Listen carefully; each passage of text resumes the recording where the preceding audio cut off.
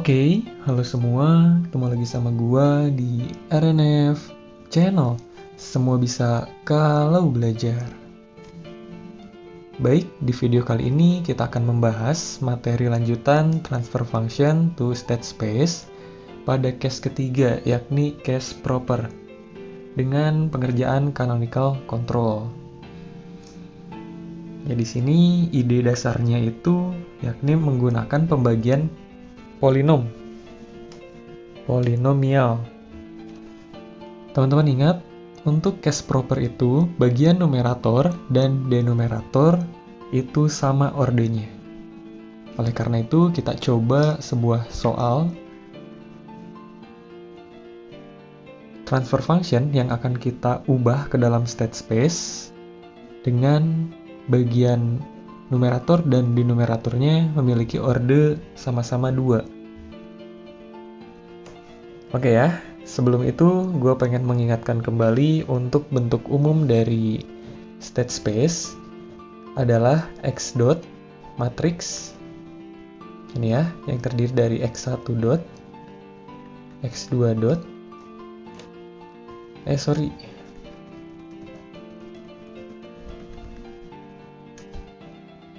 sama dengan AX ditambah BU dan Y sama dengan CX ditambah DU. Ini adalah bentuk umumnya. Ini adalah bentuk yang ingin kita capai, di mana A merupakan nilai value-nya, X merupakan si state variable-nya, dan U merupakan input-nya. Oke? Kita mulai dengan sebuah soal. Gue punya transfer function yang terdiri atas bagian output dan input, yakni S kuadrat ditambah 14S ditambah 6 per S kuadrat ditambah 7S ditambah 12. Ya, denominator yang gue pakai selalu sama, tujuannya supaya dapat mudah melakukan perhitungannya, tapi konsepnya tidak terlewat. Seperti itu. Dan gue marking dulu di sini. Ini sebagai konstantanya ya, sebagai B0. Ini 1, ada 1 di depannya, 1 kali S. Ini juga 1 kali S sebenarnya ya. 14 ini sebagai B1 dan 6 ini sebagai B2. Ini sebagai A0, 7 sebagai A1, dan 12 sebagai A2. Di situ markingnya. Seperti yang gue bilang barusan, bahwa ide dari penyelesaian case 3 ini adalah dengan melakukan pembagian polinom.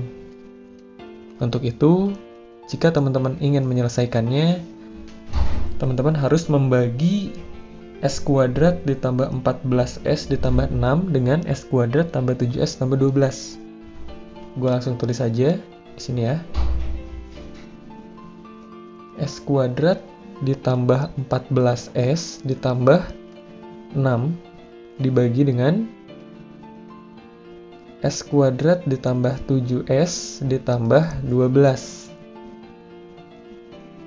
Ya. Kita simpan angka 1 di sini. 1 kalikan S kuadrat tambah 7S tambah 12, maka bilangan itu sendiri, sehingga kita dapat tuliskan di sini S kuadrat ditambah 7S ditambah 12. Setelah itu kita kurangi. Oke. Ini menjadi negatif 6. Terus ini menjadi 7. Dan ini depannya adalah habis 7S ya.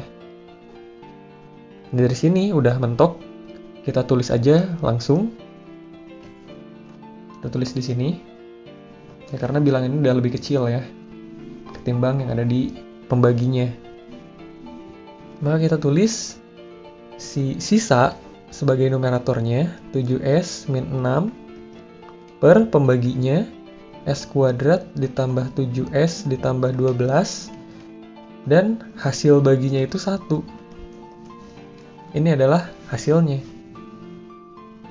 Di mana 7S min 6 per S kuadrat tambah 7S tambah 12 sebagai GS. Dan 1 ini sebagai D. Oke, ingat-ingat itu. Nah, sekarang untuk membuktikannya, apakah pembagian kita betul atau salah? Caranya dengan merubah 1 ini menjadi si penyebutnya. Oke, kita coba ya. 7S min 6 per S kuadrat ditambah 7S ditambah 12 ditambah S kuadrat ditambah 7S ditambah 12 per S kuadrat ditambah 7S plus 12. Ya, ini sama dengan 1. Ini sama dengan 1. Oke ya. Dari sini, teman-teman kalkulasi saja. Dia penyebutnya udah sama, berarti tinggal kita tambahkan saja. Di S kuadrat ditambah 7S ditambah 12. Teman-teman tambahin S kuadrat ditambah 7S tambah 7S 14S 12 minus 6 sama dengan minus 6. Plus 12 minus 6 jadi plus ya. Hasilnya adalah sesuai. Maka pembagian kita benar. Nah, dari sini kita lakukan listing. Kita list variabel-variabel yang telah kita define pertama, di mana D-nya itu adalah 1. Terus beta 1-nya itu adalah B1 minus DA1. Kita cek B1-nya itu 14, A1-nya itu 7. Kita masukkan 14 minus 1 dikalikan 7.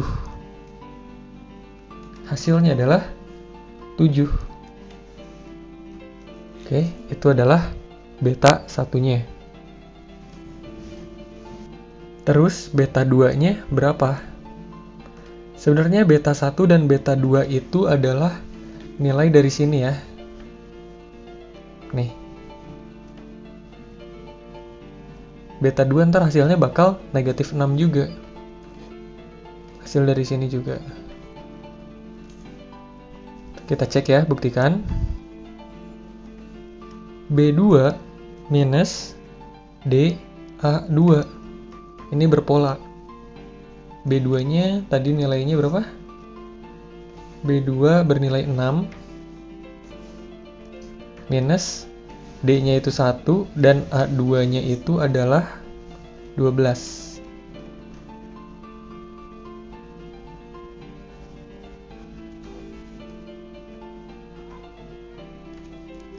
Minus 12 hasilnya adalah negatif 6.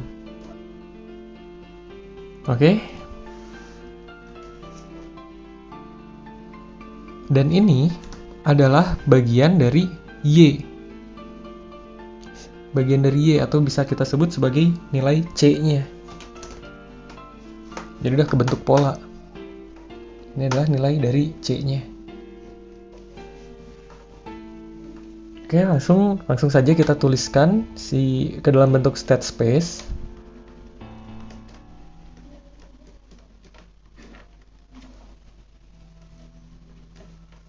X1 dot, X2 dot sama dengan, nah di sini kan kita menggunakan penyebut atau denumerator yang sama dengan video-video sebelumnya untuk case canonical control, sehingga kita bisa gunakan saja langsung untuk mengisi bagian X pada state space sebagai minus 7, minus 12, 1 dan 0. Kalau misalnya teman-teman penasaran sama detail pengerjaannya, bisa cek di video pertama untuk case canonical control.